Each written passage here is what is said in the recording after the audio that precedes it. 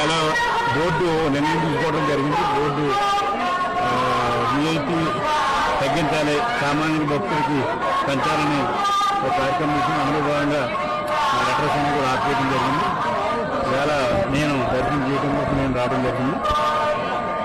ఈ బోర్డు కొత్త బోర్డు వచ్చిన తర్వాత అనేక మార్పులు తీసుకొచ్చి సామాన్యుడికి అందరికీ అందించాలి, బాగా అందుబాటులో రావాలి, అన్ని సౌకర్యాలు బాగుండాలి, ఆహారం బాగుండాలి, ఎడ్యుకేషన్ బాగుండాలి, వైద్యం బాగుండాలని ఆలోచించి అన్నీ కూడా బాగా స్ట్రీమ్లైన్ చేయడం. అలాగే చంద్రబాబు నాయుడు గారు కూడా ఆయనకి మొన్న నుంచి కూడా వెంకటేశ్వరం అంటే భక్తి.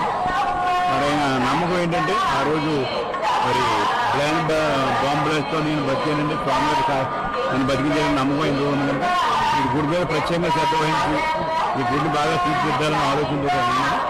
తప్పనిసరిగా భక్తులందరూ కూడా ఒక నమ్మకాన్ని ఈ దేవుడి మీద నమ్మకం పెట్టుకుని ఉండాలని చెప్పేసి చదువు.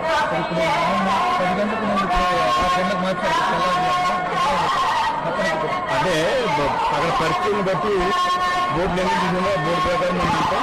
ఎందుకంటే ఆ ఎక్స్పెరిమెంట్ ఎవరికి ఏం బాగుంటుందో చెక్ చేస్తారు. బాగా 6 గంటలు ఇచ్చారు, బాగా దర్శనం బాగా జరిగింది.